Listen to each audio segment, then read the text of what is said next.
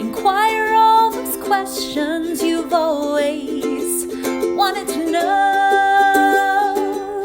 Ask Kati anything. Good morning. Welcome back to another episode of Ask Kati Anything. I'm your host, Katie Morton, licensed marriage and family therapist, here to answer all of the questions that I could pull about mental health this week. And if you are new, welcome. We're happy that you're here. Now, each week I pull questions from my podcast channel's community tab. Now, I know for a lot of people, they're like, what is that? So if you go over to YouTube and you search for Opinions That Don't Matter, that's the name of the podcast I have with my husband, Sean. On that channel, you can hit community. So when you go to the channel, it'll have these tabs across top, hit community. And on Sunday mornings, I ask you for your questions. And I pull the first 8 with the most thumbs ups. And the last 2 are just random. I just scroll and point and pick them that way. So hopefully that gives everybody an opportunity to get their questions answered. But today I have a really exciting announcement. If you missed it the other day, my new book is available for pre-order now. It's called Traumatize. Isn't she pretty? I had more say over this cover than I did the last one. And it's not to say that I don't love the last cover, but she's just so pretty. And it's available now. You can go to Amazon or anywhere books are sold and search for Katie Morton Traumatized and you will find it. So it is called Traumatize, Identify, Understand, and Cope with PTSD and Emotional Stress. Now this book talks about everything from how to diagnose PTSD and complex PTSD. What are the differences? I talk a lot about dissociation. And then obviously the healing stuff, right? Like inner child work and other treatment modalities that like EMDR and things like that, that help with those who struggle with trauma. Now, I just hope it's really helpful.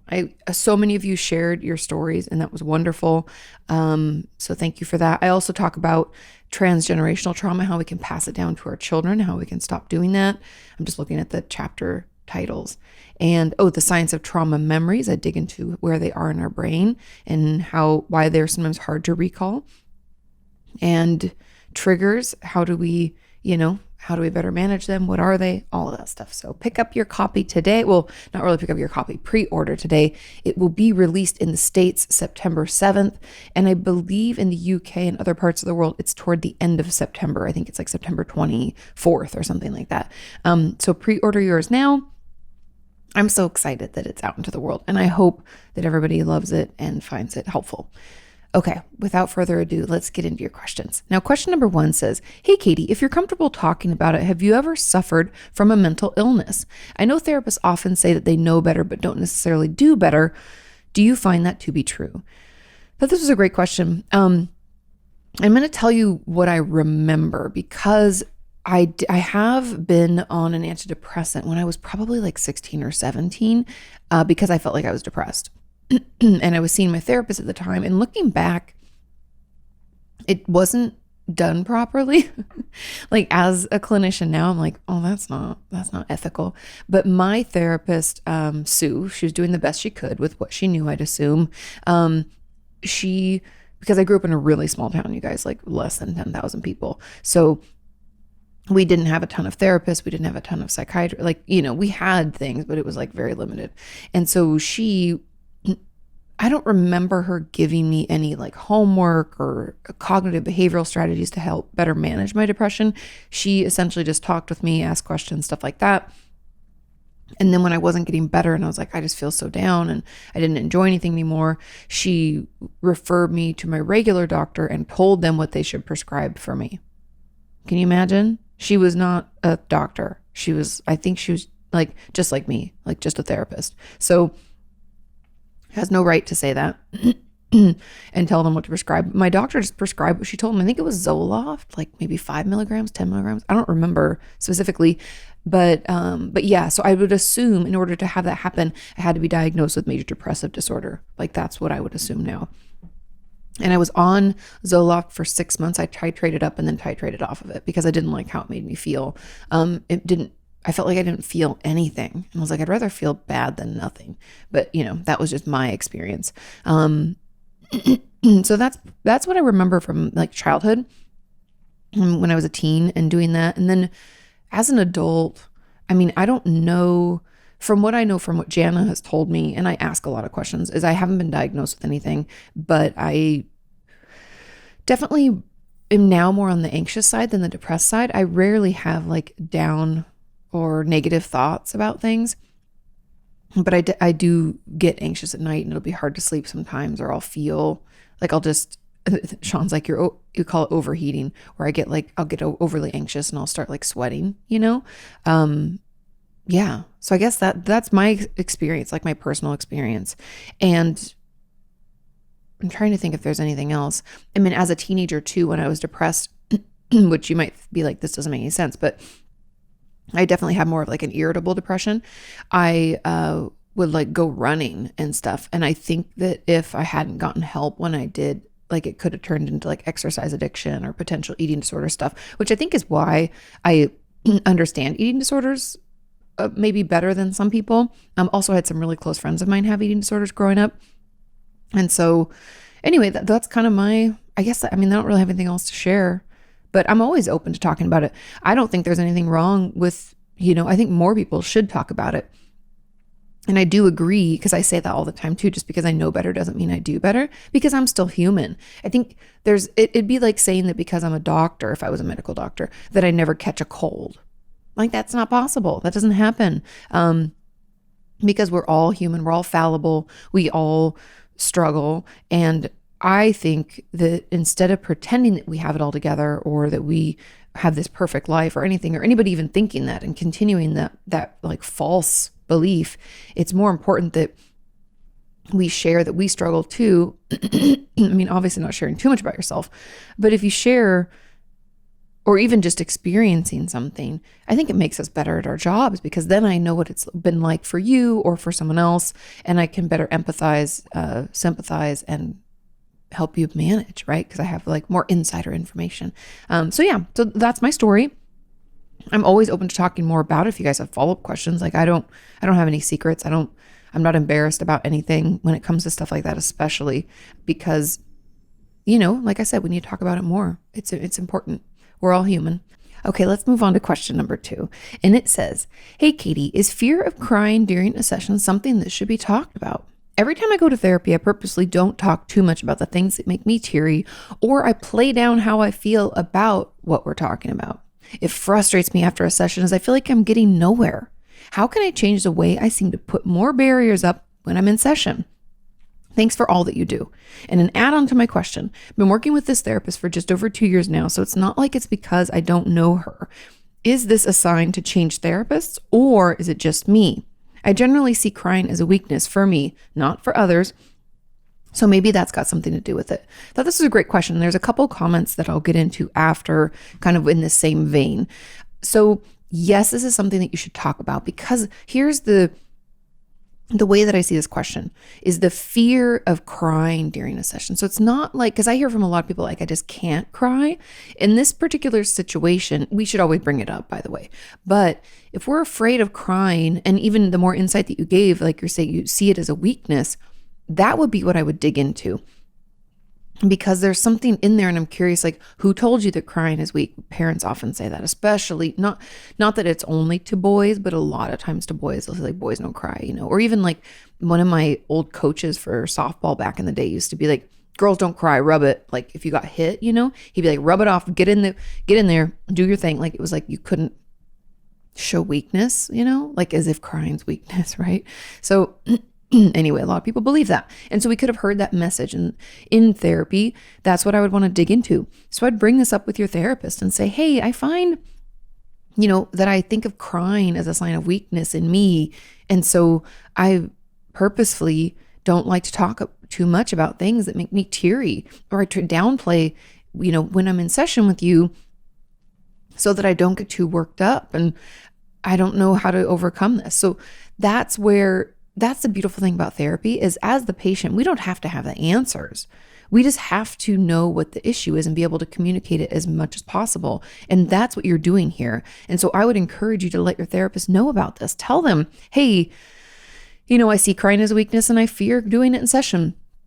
help me, essentially, because that's our job, right? So once we know that that's the problem, and then I assume your therapist will be like, oh, that explains a lot, right? Or they already kind of knew and they're glad that you have realized it yourself. So I would definitely bring it up, because the way that we're going to change these barriers, or what I would call a defense mechanism, is to understand them first, right? We can't change what we don't understand. And so I think it will be really helpful for you to figure out where this is coming from. Is this a message we heard from our parents? Is this a message that we tell ourselves? Like if we cry that, I don't know, that we are somehow lesser than? Are we too weak? We can't handle life? Like, what is it? What's the message that we tell ourselves about crying, or maybe even showing emotion? I'd be curious, like, does this move over into other emotions, or is it only purely like sadness, crying, overwhelm? But yeah, I'd want to dig into where that came from, where we heard that, why we still believe it. And then we would fight back to, like, essentially come up with other evidence to support that crying isn't weakness. Like, how could we prove that crying is strength, right? Because there's something, I don't know, societally, some things just kind of get out of control, I feel like. And this is one of them, that crying is a sign of weakness. Whereas I feel like sometimes crying is a sign of strength, like it's vulnerability. I'm being courageous. I am, allowing myself to experience life fully. I'm not like stuffing it down or hiding from it. And I don't know, something very powerful about that. Anyway, I won't get too much into that, but let's get into the comments. Now, one of the comments said, or the opposite. What if you wish you could cry? See this, I hear this a lot too. Wish you could cry in session, but your body won't let you. Bring it up also, because this inability, there's a ton of different like roots of this, right? I always talk about like the root of the root, like getting to the bone, the bare bones reason, or the whatever seed was planted in childhood that has now blossomed into this symptom of I can't cry. Now, when we can't, like, it's not that we fear crying or we steer away from things that would be triggering to us and make us want to cry. In this case, they're saying like, I wish I could cry, but my body won't let me. Let your therapist know about that. And my guess would be, in the same vein as the person who, fears crying or sees crying as a sign of weakness, someone, either you got a message from a parent that like crying isn't okay. For instance, I have a lot of patients over the years that were like, yeah, my parents just like weren't there, like emotionally unavailable, right? Where crying did you no good because they weren't going to support you in the way that you needed. Or your parents were just absent. So even if you cried as a child, no one came to your aid like they should. No one held you and rubbed your back and told you it was going to be okay, right? We didn't get any of those like good parent messages. And so as adults, we've completely cut off from our emotions, because what good do they do us, right? They don't help us in any way now. So we've cut them off. And so we have to get back in touch with them. That's why you feel like your body won't let you, is because we've trained it to not, potentially. And obviously that's just one option, but I'm just giving you an example of what I know and see from you guys over the years and from my practice. And so we kind of have to, the way that we would overcome that is talk about it in therapy, figure out where it's coming from, and learn more about our emotions, which I know doesn't sound very exciting or easy. And it's not, it's kind of tedious and it's difficult, but it does get better. And so stick with it, give it a try. I think a lot of times, especially when it comes to getting to know our emotions, some of it's just identifying them. Like, what do we feel? Like, let's take a second. Everybody, let's just take a second. How are we feeling? We can pull out our feelings wheel. You can go to feelingswheel.com, and it's a beautiful feelings wheel that gives you a ton of feelings. You can start in the middle and work your way out. But let me think. Let me give you some of what I'm feeling. I am feeling honestly relaxed, but also a little tired, because I'm recording this early because we have some people coming over to do work on the house later, and I knew that would disrupt this. And I feel, I think tired because we're about to take vacation, and I really am looking forward to that. So it's kind of like excitement mixed with exhaustion. But how are you feeling? Check in. We don't do that enough. And I don't even do that enough. Don't pretend that, again, like I said in the first question, just because I know better doesn't mean I do better. But doing that work will get you, will slowly allow you to better know your emotions, name them, and get to know how they feel for you. And you'll slowly get better in touch with them. And then you'll be able to cry at some point. I promise. Okay? Now, another as an add-on, I don't really avoid the topics, but more I shut down my emotions so that I won't cry. I suddenly act like nothing happened and I don't feel anything anymore. And so I think this is kind of like your body won't let you, like you shut it down because it doesn't feel safe. And so again, it's really important to bring these issues up, to talk them out and to figure out where they're coming from, because in the learning of what the root is. So when we realize what the root of the issue is, that's where we can then take our skills and tools and dig in to make it better or to overcome it. Back to what I said earlier, we can't change what we don't understand. And so the first part is just understanding, figuring out where it's coming from, what's happening, and why we do this, because it's a defense mechanism. It's protective. We're puffer fishing, but why? What's causing that, And so I think that's like the acting like nothing happened. Where'd that come from?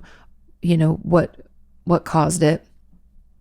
And can we maybe get better in touch with our feelings? Do we need to do some inner child work because this issue's based in attachment? Like I said, like if we cried, no one came when we were a child, or if we cried, did we get hit? Was it like, shut up? Or did we get emotionally abused? Were they like, shut up, you stupid, child, stop making noise? The old adage, I don't know if you guys have heard this, but children are better seen and not heard is such an abusive phrase. It's like children are little humans and we should treat them as such. And obviously there needs to be boundaries in parenting, and there needs to be, parenting happening, but that doesn't mean that we can't help our children better understand their emotions and accept them.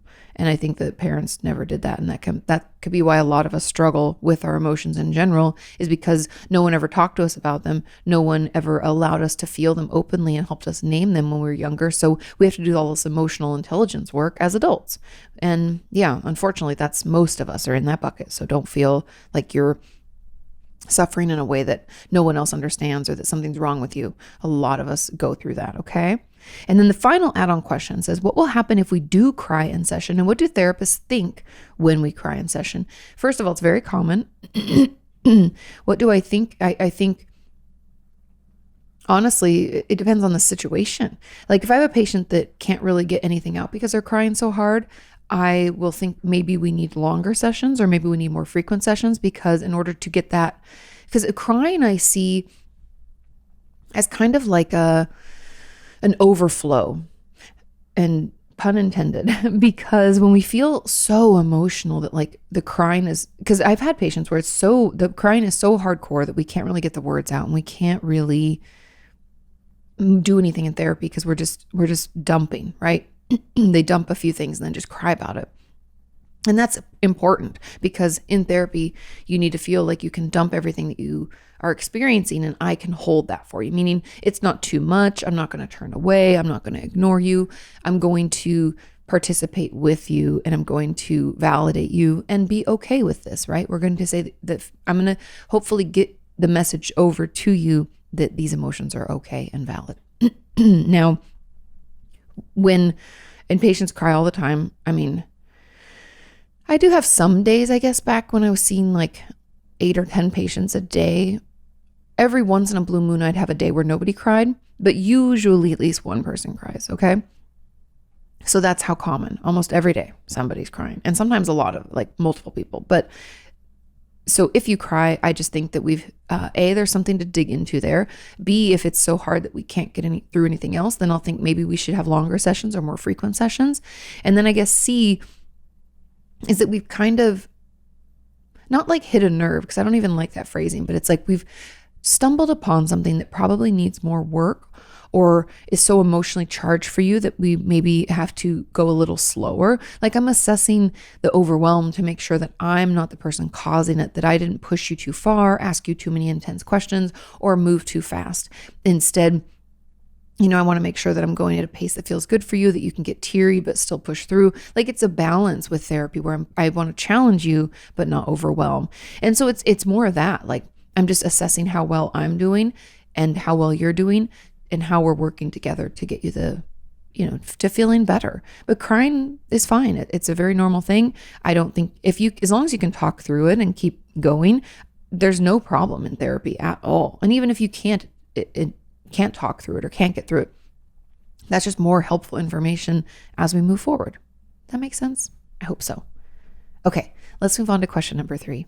And it says, "Hi, Kati. How do you know what's the most important thing to bring up in therapy? How do you know? I have so much to talk about, so much that happens in between sessions, and 60 minutes doesn't really feel like enough. I know that there was a similar question you answered in an old video, and one of the things that you mentioned is that we would need more frequent sessions, but I can't afford more frequent sessions. I can only afford once every 2 weeks. No insurance coverage, poor experiences with charity clinics, etc." Okay, fair enough. I try to journal and decide on which one feels more pressing, but sometimes I just don't know where to start, and I let my therapist start somewhere, which is great if I didn't have a million other things that I want to talk about running at the back of my mind. Okay. And then another comment says, okay, this will be for an add-on, but it says, but I also feel like the fact that I suffer from anxiety, and most of the time I just have thoughts running through my mind that I just can't stop worrying or thinking. I feel like that might not be enough. What do we do then? Is that something that I should mention to my therapist? So we'll get into that secondarily, but the first component is like, what's most important to bring up in therapy? And my best advice is, what's bothering you most right now? That's what I tell all my patients. I'm like, what is upsetting you on the daily? Because everybody's a little bit different. Like some of my patients will say, because I see eating disorder patients a lot, right? But the eating disorder won't even be the main component. A lot of them are like, the anxiety of it, right? Like I just feel anxious all the time. And I don't know if I have like OCD, because eating disorders and OCD share a lot of symptoms, by the way. Often they'll be like, I obsess about this, and it's just taking over my life. Or I'll have a patient that comes in and is like, hey, I'm really struggling in school. Like I had a patient recently, this is like probably mid-COVID, an old patient came back because school, like she had to do something in person. I forget what it was. And she had social anxiety back, when I first started seeing her, and she was like having to go back in person and like turn in or take that test or whatever it was. I forget what it was. But anyway, she was like, that sent me into a panic attack. And now I'm having a tough time leaving my house. So we dug into like why the social anxiety is coming back with such a vengeance, and how come, going to the grocery store is hard now and it never was before, and just digging into all that came up because of that situation. So I think the most important thing is what's affecting you the most now. And that might be hard because you're like, oh my God, it's so many things. But if we take a step, and you might not be able to do this, and that's okay. You can just talk about the symptoms in therapy. That's completely fair. But if you have the insight, it can be helpful to, like in that instance of my patient who used to have really bad social anxiety, then COVID she took a break because she was like, I feel fine. And I wasn't supportive of that, but that was a decision she made. And so we went with it. But then if you're able to dig in, right? So we could have stopped with going to the grocery store has gotten hard and that never used to be hard. And we could figure out how to circumvent that. How do we give her tools to help her feel better? But if we stop and think for a second and we're like, wait, let's consider what triggered this or when this started. So I started tracking back with her. Like, when did this happen? Because she didn't realize that it was because she had to go into the school thing that time. She didn't recognize that that's what triggered it. But we had to dig in to figure that out. And then that trigger gave us more information. We were able to dig in and not to share too much, but that like bullying had played a role, and her particular instance with social anxiety had more to do with her self-confidence. And going back to school, even though because she hadn't been in so long, was so triggering. So anyways, all I'm saying is sometimes it can help for us to track back, because then what we worked on a lot was like positive messages in her head with her self-talk to help build up confidence, had her do some building mastery things on her own, and also, compliment other people, be around people who are supportive and loving, all of that stuff. And so I think, long story short, what I'm saying is whatever's affecting you most, bring that up. Make sure that you always bring that up every session, because every session therapists will usually start like, let's check in. How was your week? That's where I want you to say, hey, my depression thoughts are worse, or, oh, hey, I feel like I might have PTSD because I have these kinds of symptoms, or whatever. And that's when you speak your truth. You talk about what's happening and what you're experiencing and what's bothering you most. And then if you have insight after sharing those symptoms, then say, when I was doing some thinking and journaling, and I really feel like maybe my PTSD comes from the fact that I was bullied all throughout middle school or whatever, right? If you have any insight into that, share it. That's what's helpful. And that will help move therapy forward more quickly. But at the beginning of each session, you're going to have to guide it. And if you don't, your therapist will continue to guide it, and then you'll continue to feel like the things that are important or the things you want to work on don't get worked on because we can't read minds, right? And I would assume, just like me, she's just going off of the notes that she has in your file and what you worked on last week and building on that, which can be great if we're on the right path. But maybe you need to create a new treatment plan together where you go through all of your goals, which is where you can dump like all the stuff you want to talk about and put it into, kind of a strategic plan together. So maybe you ask for that too, or, you guide it each and every session and make sure that all the issues are addressed. Cool? I hope so. Okay. There's a comment on this again. Like I said, that I also feel like I suffer from anxiety. So it's like all the thoughts just keep swirling, can't stop worrying or thinking. And I feel like that might not be enough. What do we do then? Is this something that I should mention to my therapist? Yes. Mention that to your therapist. Mention everything to your therapist. I know I get asked that all the time. Like, should I tell my therapist this? If you're wondering, the answer is yes. Because the more information a therapist can have, the more they can help you. We can't offer you support if we don't know what's really going on. And so the more you can share, the better. And in this case, I really think that mentioning this to your therapist will be helpful, because it could be that our anxiety is making our progress in therapy stop because we're so overwhelmed. And if we had some tools, or maybe medication is an option, like there's different things we want to look into so that we can then fully participate in therapy and not feel so overwhelmed, or like our mind is running and worrying and, all of that stuff. So that's really my advice. Bring it up with your therapist. Then you can figure out some tools, because then they'll know. Again, therapists can't help us with what they don't know we're struggling with. And so the more we can share with them, the better. Okay, let's move on to question number 4. This question says, hello, Kati. Can therapy make dissociation or any other symptoms worse? It actually can. We'll get into that. Is this just a part of it gets worse before it gets better? Yes. Ever since I've been working with my therapist on feeling more, I've started dissociating more intensely. Of course, because now you're experiencing the feelings that you were trying to ignore. I told my therapist that I'm scared of doing this work, of feeling more, as it's overwhelming and only makes me function less. She challenged me that if I don't want to do this anymore, then what's the goal of our time together, and that it is possible to learn to feel without being overwhelmed. It pushed me to be okay with trying to feel more again, but it's still scary. Is therapy always this hard? It's a great question. And therapy is hard. Anybody who tells you it's easy is lying or not doing the real work. It's fucking hard. And it does get worse before it gets better. But here's something I would kind of push back on with your therapist, because she sounds great. It sounds like she's challenging you, but it sounds like she might be pushing you a little bit too far. And so what I would encourage you to do is to tell her that you just feel overwhelmed and you dissociate, because the goal of therapy is always to prevent us from dissociating, meaning we need you to stay present so that you can process things, whatever it is, emotions, situations, past pain and abuse or hurt or whatever. We need you to be present, and dissociating is the opposite of that. So letting her know that you're fine being challenged, but you feel like it's a little bit too fast and too much because you struggle to stay present. Now, my advice would be that we have to slowly dig into feelings. I would probably have you, these would be things that I would attempt to do with you homework wise, or even in session, is number 1, again, that feelings wheel, and having you identify, 2 to 3 emotions a day, and then 3 to 4 to 5, and try to get you up to identifying at least 5 each day easily.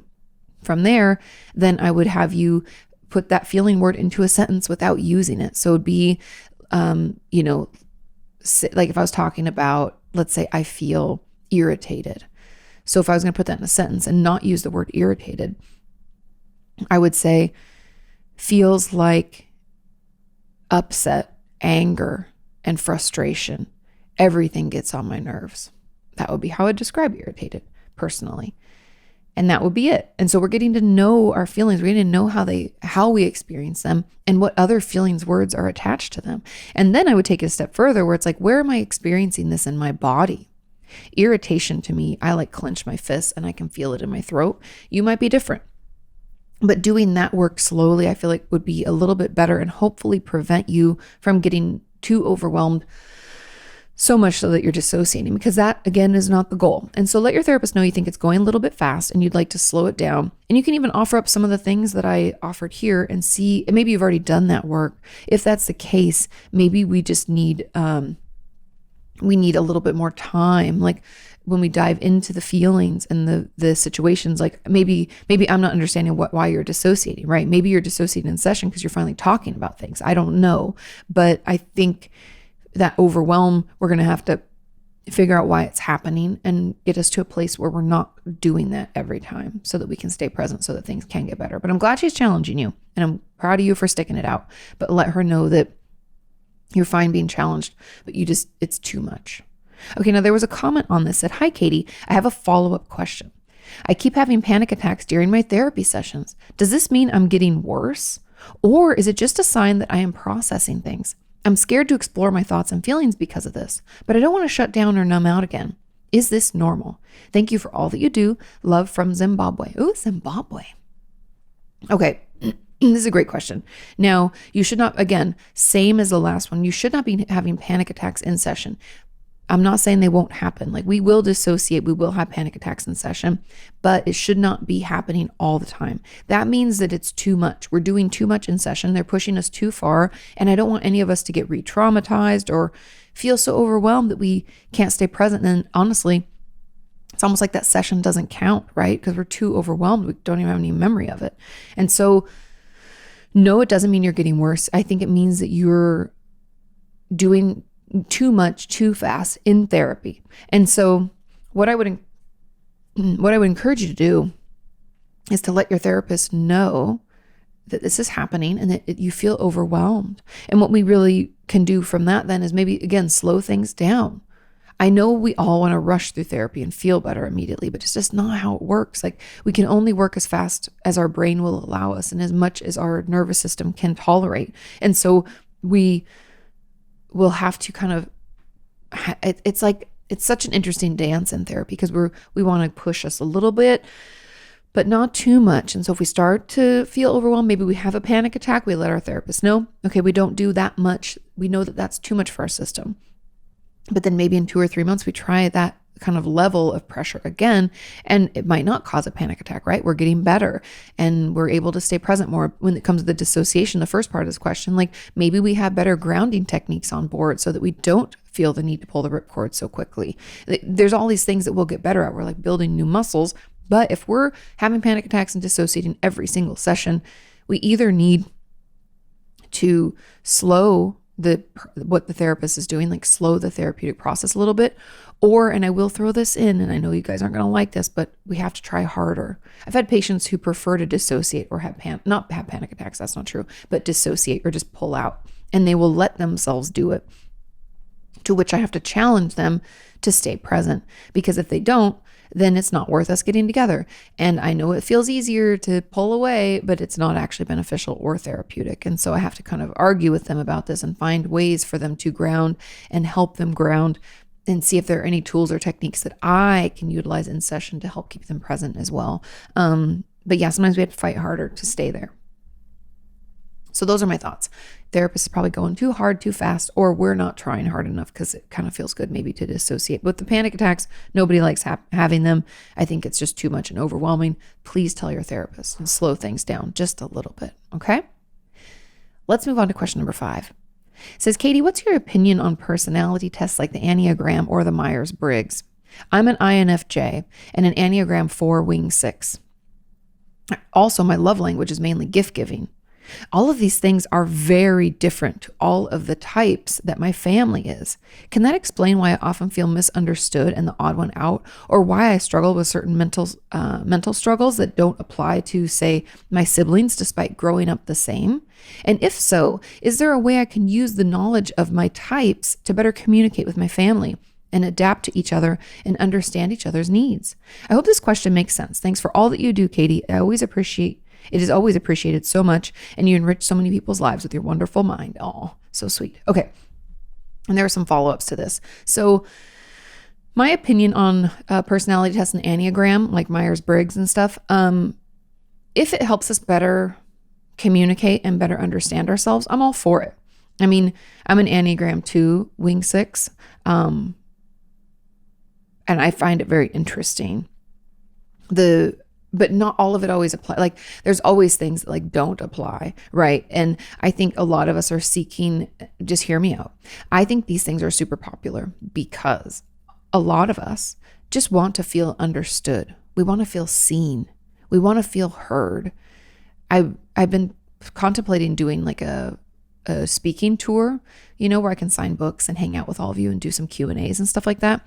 And I was trying to figure out like what would I talk about? And that's what we all want. We want to feel seen, heard, understood, and like we're important, right? And I was like, that's really the crux of like the human condition is that we need that and we often don't get it. And so I think Enneagrams and Myers-Briggs like feed into that, right? Because when we read something, again, like it's that I like the Enneagram better than Myers-Briggs, to be honest, but read these things about yourself and you're like, yeah. And a lot of times the most things that they, like it's most common that they post the positive parts of, Enneagram in particularly, but even Myers-Briggs, but there's also negative components to them. And so I think it's a fair balance. And if it helps you better understand yourself, then I think it will help you better communicate and interact with others and get to like work on things and move forward and feel better, right? The more we know about ourselves, the more we can grow and change into what we want to be, right? Also, just know that Myers-Briggs and Enneagrams and I don't know about love languages so much so, but I know Myers-Briggs and Enneagrams, they change because we change, thank God, right? That's like what my whole career path is about, that we can change. But you taking them, like I took Myers-Briggs back in grad school and I don't even remember. I don't remember what I know I was an I, but I don't remember the full thing. So anyways, you have to take them every so often because we get different. We're different. We change, we grow. And so I think that knowing your stuff can help with you and your therapy and you in your relationships. Now, if we did know what types our other people in our family or our people we're in relationships with are, that of course can help us better communicate to them and better meet them the way that they want. Especially, I mean, I've talked about love languages a lot when it comes to any kind of relationship. We often talk about love languages when it comes like marriages and dating, but I'm here to tell you it affects your friendships and familial relationships and all of that. If we know someone's love language and are able to do it, or if someone does it for us, like that's life changing, and that can make the relationship that much more fulfilling and, loving. And so I think these things are great. I don't have any problem with them. The problem I do have is social media based. I hate it. And I know hate's a strong word, but I'm using it here. I hate it when people will use this as a way to I don't even know if it's like dismiss or explain some shitty behavior. Like, especially, I don't like it when it comes to, Enneagram, Myers-Briggs, but also like whatever sign you are. Like, oh, sorry, I'm just I don't even know, a Scorpio. That's why I'm an asshole. And I'm like, no, I think you're just an asshole. Like, I don't like it when people use that as a way to almost validate or explain why they acted so poorly. And I'm like, no, we all are responsible for our actions. So that's my only issue with it. But I think it is very helpful. I think it helps us better understand ourselves and we can better interact with other people. Now, there was a comment on this that was like, hey, Katie, as an add-on, do you think mental illness can affect the results of personality tests? 100%. I scored very high on the introversion on every personality test I've ever taken, but I always wondered if it's due to me having social anxiety. And if I didn't have social anxiety, would I score lower on introversion? Yes, I've had patients, and this is, I do not do this testing in my office, but I've had patients tell me, and there's only two, and it wasn't Myers-Briggs. One was Myers-Briggs and one was something else that we had done. I forget. It'll come back to me. I had a book on it for a while, but anyway, it was another personality test. Anyway, they had scored is introversion again. It wasn't social anxiety, it was actually depression. But I think that because we're viewing the world in a certain way, whether it's more, anxious, like I don't want to be around people. So of course, if they ask that question, I'm like, absolutely not, right? You're like highly unlikely that I would want to do that. Or if you're depressed, you're like, I'm not interested in activities. I don't want to be with other people. I don't want to run around. I don't have energy. So I do believe that if we have a mental illness, it can affect our scores because it's how we interact with the world, right? It affects who we are. It changes how we interact. And until we get it treated, of course. And so that's, again, why taking these tests, every few years is beneficial, because it will change. Okay, now last question says, I'd also like to inquire, as I do with many therapists, about your viewpoint on personality tests or indications. Recently, I was in an IOP cohort, and we finally got around to talking about personality traits. And the providers introduced a new one, conscientiousness. Now, conscientiousness is interesting because from my understanding, it's like you're being aware of other people and other situations around you and acting in a responsible manner. But let me look it up because, it's like one of those things. Oh, it says it's a personality trait, which is defined as a tendency to respond in certain ways under certain circumstances. Could it be any more generalized? Or more generally speaking, the tendency to think, feel, and behave in a relatively enduring and consistent fashion across time in trait affording situations. Oh, okay. So it's like you do the same thing in an enduring fashion, so it doesn't really change. Interesting. So I think, again, there's helpful information in this. It's not the end all be all, but it does help us better understand ourselves and feel heard and understood, and can help us in our relationships. So I have no problems with it, you guys. I think it's if it's helpful to you, then it's wonderful. And if you're not interested, it doesn't matter. I don't think it's something that we all need to know. But again, knowing about ourselves and patterns of behavior, things we like and don't like, will help us in relationships with ourselves and with others, because we'll have that information to share.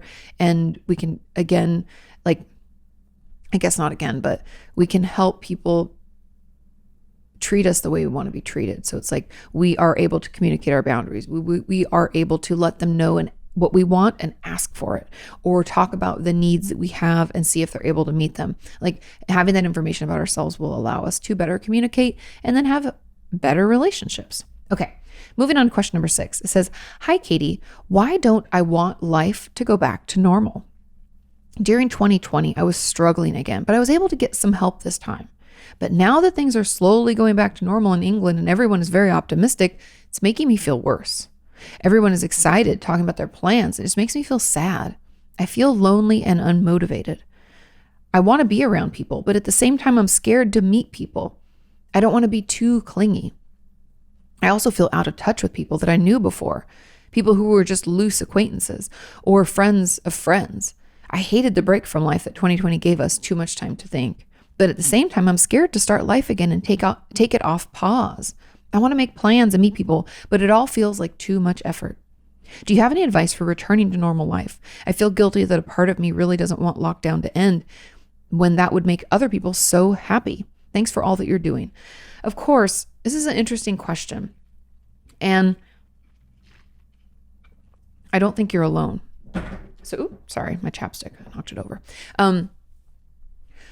There's a couple of things, and I'm just going to talk through these, and I don't know which one would apply to you. So just take what you want, leave the rest kind of thing. So a lot of people aren't comfortable with life going back to normal because it feels overwhelming and it still feels scary. And we're having kind of like a PTSD response. Now, I'm not saying everyone was traumatized, but we did all endure a trauma this last year and a half. And so having, everybody acting like things are opening up and we should feel good is not the case for a lot of people. A lot of people feel scared, overwhelmed. Things are moving too fast. And so I encourage any of you out there, if you feel like you don't want life to go back to normal, you're like, oh, I don't know, it's overwhelming and eating out or seeing friends. Like, what if I get it? What if I give it to them? Like, COVID still exists. It hasn't disappeared, and it's still scary for a lot of people. And so if you're feeling that way, know that you have every right to do things at your own pace in a way that feels good for you. Now, I know from some of my patients and viewers, you guys have told me that your job is not allowing that, but that might be the only time you interact with other people or go out, into an office space, and you can wear your mask and sanitize and shut your door if you have an office and do whatever you can do to help you feel better. But know that anything else in life that you have you actually have a real choice over, you don't have to do things at that certain speed. It's okay for you to still isolate mostly if that's what makes you feel less anxious and a little bit better. We have to ease back in. It's not like what we thought at the beginning. Sometimes it's so ironic. I don't know if you guys feel this way, but when we first went into lockdown, we're like, oh, we can do this for like a few weeks. This is totally easy peasy. Like Sean and I were like 2 weeks home. We already work from home, but we were like, oh, sucks, can't go out to dinner, but it's not bad, you know? Catching up on stuff at home. People were fucking making sourdough bread and getting crazy. And then it just never ended. And so it's not like it was just that short break that we were excited about. This was a long trauma.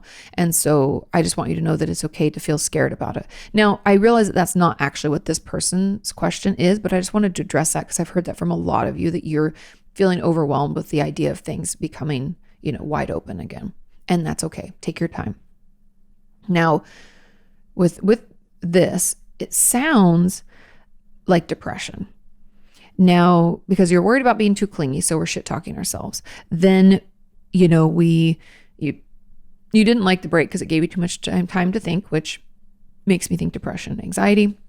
And then it feels like too much effort, which sounds like depression again.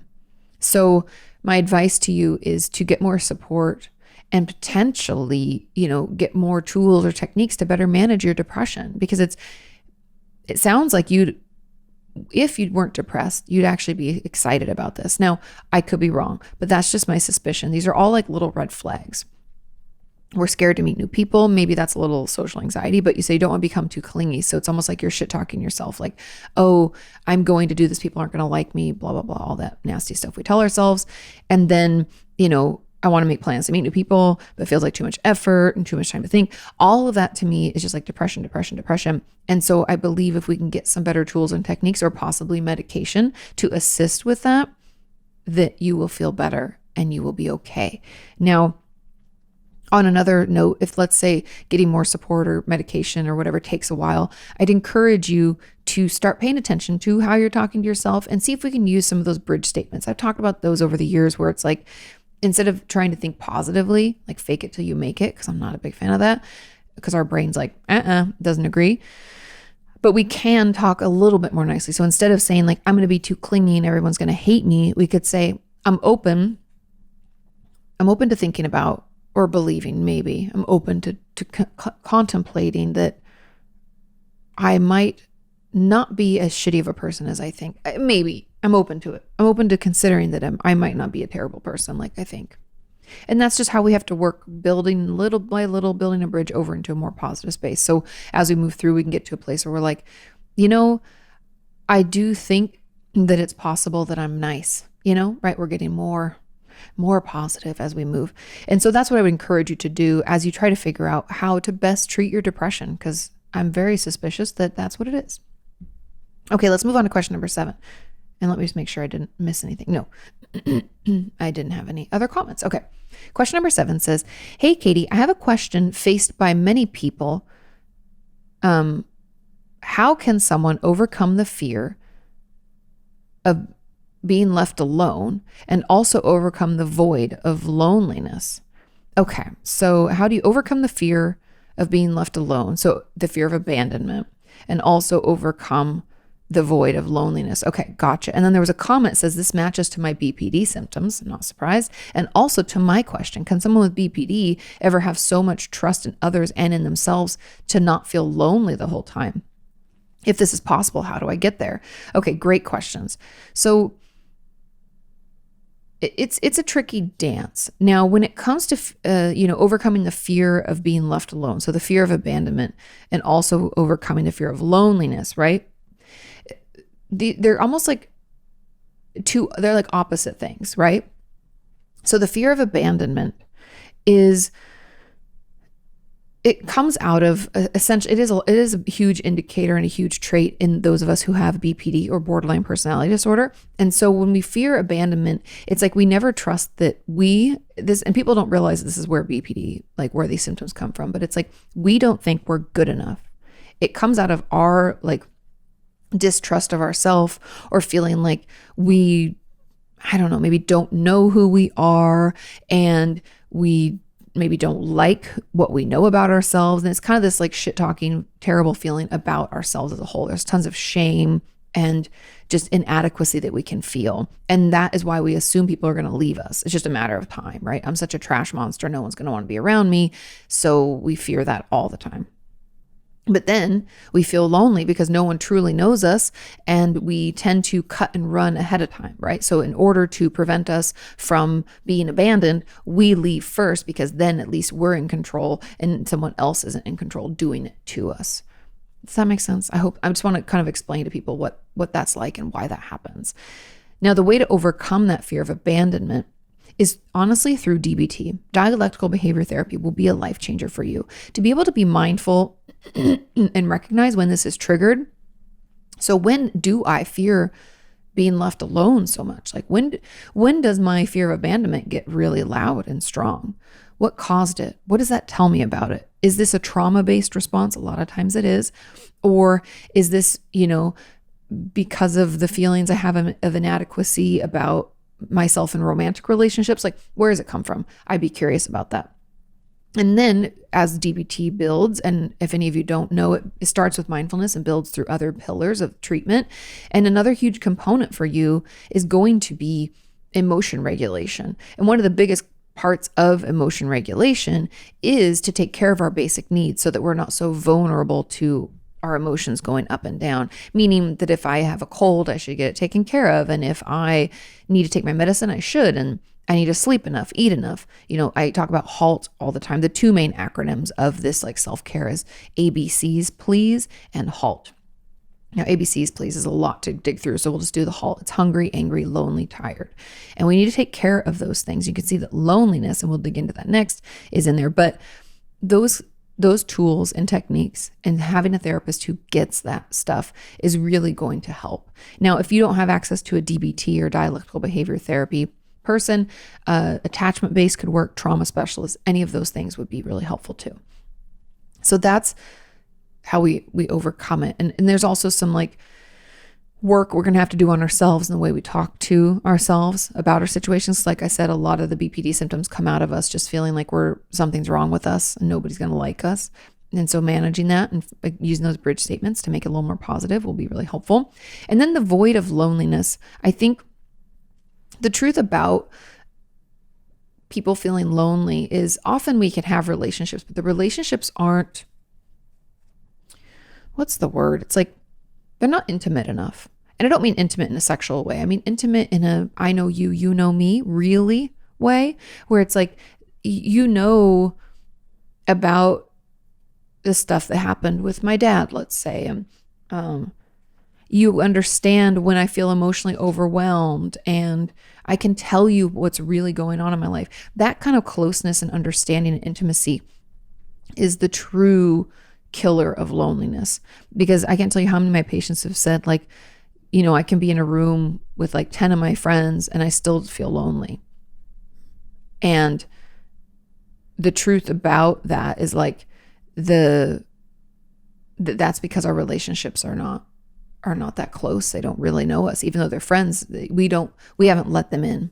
And so letting people in, being a little bit vulnerable. I know then there's that risk, that fear of abandonment. If I let them in, they're going to leave because no one would really like me, blah, blah. We have to fight back against that. And that's kind of, it all comes together. You can kind of see how it all of the tools and techniques will tie together. And so those are really the ways we work on it. We heal. We have to be in therapy and heal. And then the second part of that question, remember, says, can someone with BPD ever have so much trust in others and themselves that they don't feel lonely the whole time? Yes. But it's working through those steps. Again, it's going through the mindfulness component, recognizing when this is happening and what triggers it. Then it's, better understanding of how to take care of yourself. If we want to talk about like emotional, like not being so vulnerable to our emotions, and we can do the halts and the ABCs, please. And then we can use some even back burner techniques when things are overwhelming. But DBT is going to be your lifesaver. And I actually have one of my favorite workbooks. It's in my Amazon store. And I think you just go to amazon.com/store/Kati Morton. You'll see it in there. It's by McKay and someone else. And it's just a dialectical behavior therapy workbook. And there's also Marsha Linehan, the woman who created DBT, Also has some great workbooks and things like that. I really like that one. I feel like the explanations are just really great. It's very choice. So that's how, we have to talk more kindly to ourselves. We have to be more mindful of when we're starting to feel like we might be abandoned, and what being vulnerable to other people triggers in us, because a lot of times it triggers a lot of shame and, guilt and stuff like that. So taking care of yourself and figuring that out and working it through with a therapist will be really healing. And it does get better. Okay. Question number 8 says, "Hey, Katie, I've been in counseling for about 1.5 years already, and I can't get myself to allow myself to feel emotions during session." This is like the theme this week. Before and after session, I can feel really anxious and like crap. But during session, it's like a switch gets turned and I don't really feel much sometimes. It feels like I'm just completely zoned out, but still listening to my therapist and out of touch with my feelings. Oh, hello, dissociation and defense mechanisms. So out of touch with my feelings, which I feel like it makes me hard to get any healing out of talking about things. Yeah, because you're not present. Like I'm talking about things without feeling any emotion. So it's like, yeah, I went through this thing and I thought about it on my own time and I would feel some kind of emotion. But when I'm talking about it in session, I'm completely cut off from my emotions. Any thoughts on this and what I could do? Thank you. Yes, you're dissociating. Or at the very least, feeling super, super overwhelmed. Okay. And that's what causes dissociation, by the way. So this complete cutoff and disconnection is protective. And therapy tends to stir this up in us, where all our defense mechanisms come out because we feel vulnerable, right? We're trying to talk about things that we don't normally talk about. We're letting someone into our inner sanctum, right? Our inner thoughts, and all of that vulnerability and all of that prodding and like digging, and it's overwhelming and it feels really scary. And so that's why we're shutting down. Now, the first thing I would have you do is tell your therapist about this. If you can email between sessions, if they allow it, even though they won't reply, I know that, or text or something, leave a voicemail. I would do that because you're better able to communicate this, outside of session. So let them know this is happening in some way. And then I want you to try a couple of things and then report back. So when we find ourselves dissociating, feeling overwhelmed, shutting down, defense mechanisms are creeping in, and we just cannot participate in therapy in the way that we want, we're going to try some grounding techniques. Now, there's a couple of things. First, preemptively before a session, I want you to do a full body shake. Now, I know that sounds crazy, but if your therapist's office has a bathroom, which most of them do, or if there's nobody in the parking lot and you get out of your car, I want you to shake out. But you can go to the bathroom and do it somewhere where you feel private. But I want you to shake from top of your head to the bottom of your feet. Get that energy out, because hopefully that will keep us present for a little bit longer. So do a shake, and you'll be out of breath and it's okay. But I want you to shake for at least 15 seconds. Okay. This doesn't sound like long, but trust me, it'll feel like a long time. Okay. I want you to do that. Then when you're in session, I want you to look around your therapist's office and I want you to count how many things are blue. And then I want you to count how many things are brown. Then I want you to count how many things are black. I want you to do this. We're going to count colors, they call it. And see if that helps. Now, if that doesn't keep you present, another tool is the ABCs. So go look around the room and find something that starts, like the name of that thing starts with the letter A. So maybe we're looking around and, I don't even know what it would be for let's say randomly your therapist has like an armoire. I don't know why they'd have an armoire, maybe an apple. But anyways, look for something that starts with an A. Art. Is there art on the wall? That's a good one. Then look for something that starts with a B. Books, come, you got this. And then C, D, and keep doing it. Now, I know you're like, well, how am I supposed to do that and participate with my therapist? You talk to your therapist, then I want you to be like, okay, what letter am I on? I'm on B. Okay, let's look for the B. So you're doing it in between because it will keep pulling you back to where you are. Like, we need you to stay where you are. I need you to be present. Another thing, and the last option that I'll give you for this, because we're going to try these out and see which ones work, is called Thinking Putty. It's my favorite. You can get it on Amazon. I encourage you to get the large tin just because it gives you more to work with, but you can have that going too. But again, we have to tell our therapist this is happening, because not being present and shutting down isn't helpful. And we need to find ways to keep you grounded and present and okay, because being in therapy maybe just doesn't feel safe, and it might not ever feel safe, but I at least want it to feel neutral, where it doesn't feel like a threat and it feels okay. And we're able to hang in there and, feel what we got to feel, say what we got to say. But let me know. Keep me posted. I hope that those things help. Okay, moving on to question number 9. It says, I don't think my question will ever get enough likes. Spoilers, it got picked randomly. So hoping it'll get picked at random. It did. Can you explain more about the differences between RSD? And if you don't recall, guys, I had a video, like a month ago now probably, about rejection sensitive dysphoria. Okay. And so the differences between that and borderline personality disorder, or BPD. In the video you did on RSD, a lot of what you were explaining sounds like BPD. It does in some ways, but I'll explain what's different, which I've been diagnosed with. But I can relate so much to the RSD too. Is it possible to have both? Yes. Or is it assumed that people with BPD have the traits of RSD plus more, which turns it into BPD? I hope this makes sense. Okay, so the difference is RSD, just like it sounds, rejection sensitive dysphoria, focuses solely on rejection. So it's that intense fear of rejection. Now, we could talk about rejection as being the same as abandonment, but it's not. Rejection can come from people that aren't even in our lives, right? We can be rejected by a boss, right? And they're in our life, but we don't have a relationship with them, is what I'm saying, where they're not close to us. We can get rejected online by someone we don't know. We can get rejected in a lot of ways. We can fail at a goal that we set for ourselves, and that's part of rejection sensitive dysphoria as well. Now, BPD is more about abandonment, meaning that people that are important to us, that we feel we have let in at least somewhat, will leave us, and we will be lonely, and something must be wrong with us, and that shame spiral kicks in and we just spiral out. So that's the real difference. And I know it can feel like, but that's not that big of a difference. It's a huge difference. People with rejection sensitive dysphoria do not fear abandonment. And I hope that I'm explaining these properly. I'll try one more time.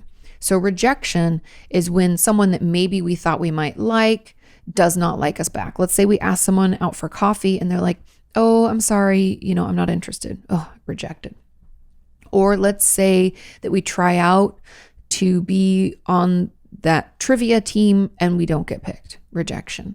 Or I apply for that promotion and I don't get it, right? Those are rejection issues. They have nothing to do with abandonment. Abandonment is a much deeper concern. Abandonment is everyone that I care about is going to leave me and I'm going to be left alone. It's loneliness driven. Rejection is not that. Rejection is like that we have such a fragile sense of self.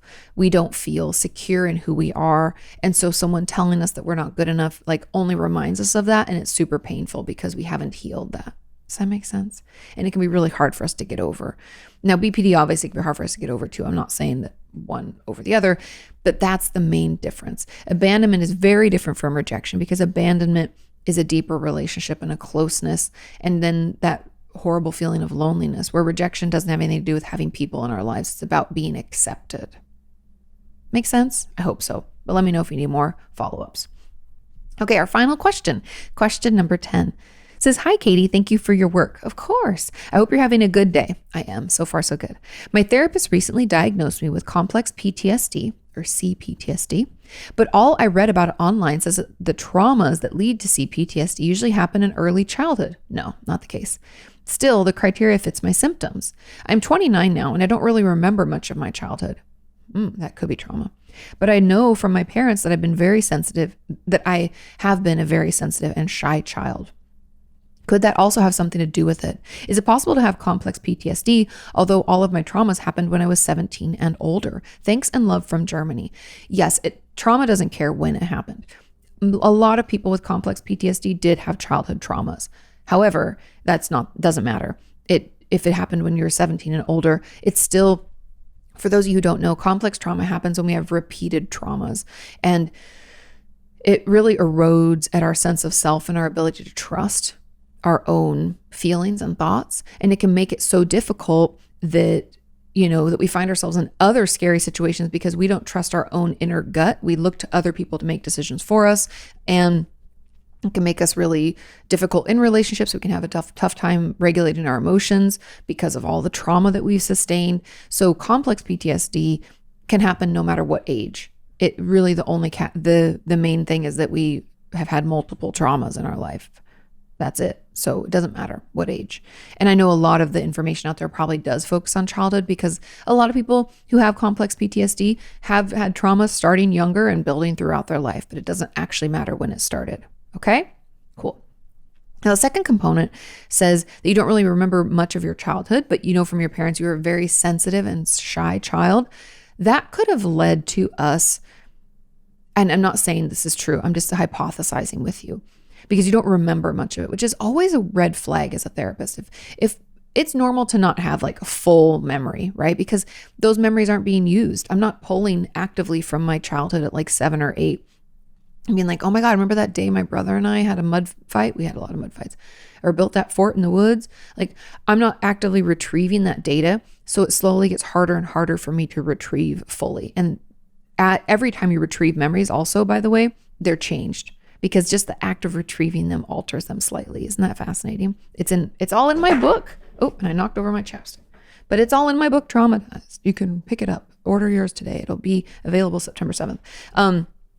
But anyways, the fact that you don't remember it tells me something about that and makes me curious. And I wouldn't be surprised if, as a very sensitive and shy child, that you did experience some traumas. Because if we're super sensitive and we're not very outgoing, it's almost like, not to say that we're like more vulnerable to being bullied or hurt, but we are in some ways. Because if we are a highly sensitive person, I would encourage you to watch my video about HSPs. And there's a great book, The Highly Sensitive Person, written by like essentially the grandmother of this. But she talks a lot in her book about the sensitivity component making us more vulnerable to harm and hurt. And so that means that we maybe don't have as much resilience built up that allows us to push through or weather life's storms. And so even though you can't really maybe remember particular traumas, you could have been traumatized as a child as well. And not having that memory, it makes it a little bit difficult, but at the very least you've had traumas happen in adulthood, and that would be why you are diagnosed with CPTSD. I hope that just clears it up. I know sometimes life's complicated, right? We all have our own unique situations and experiences. And I believe that you being a very sensitive and shy child could have had something to do with your complex PTSD, but also the fact that you've had repeated traumas as an adult is just, it's the same. That's all the criteria is. It's not age dependent. This isn't like a childhood diagnosis. So yeah, I hope that clears that up. But you should pre-order my book, Traumatize, today. Thank you all so much for listening. Thank you for sending in your questions. Sean and I, if you don't know, are taking next week off. It's our anniversary. We've been married for 8 years and we are going to take a break, but you will have a podcast. It'll be coming out. It's one that I did before we moved with my good friend and colleague, Dr. Alexa Altman. Because of the release or the pre-order availability of my book, I'm going to try to focus more and more of my content on trauma and trauma healing, trauma bonding, child-on-child sexual abuse. We're going to talk about all sorts of things. So get ready for the next few months. It'll be very trauma-based content.